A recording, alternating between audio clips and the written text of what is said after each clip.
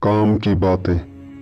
نماز عشاء کے لیے تجدید وضو کرنے سے بلا وجہ اور جھوٹی قسمیں کھانے کے گناہ اور اس کے اثرات ختم ہو جاتے ہیں۔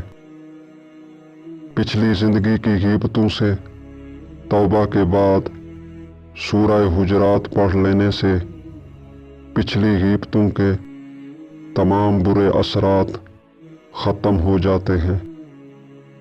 جھوٹ بولنے کی عادت سے پیچھا چھڑانے کے لیے پروردگار کا ایک نام یا سادے کو 195 بار روزانہ پڑھا جائے تو انشاءاللہ جھوٹ سے نفرت ہو جائے گی۔ پروردگار عالم کے نام الحلیم کو روزانہ 88 بار پڑھنے سے تکبر، حسد اور بخل ختم ہو جاتا ہے۔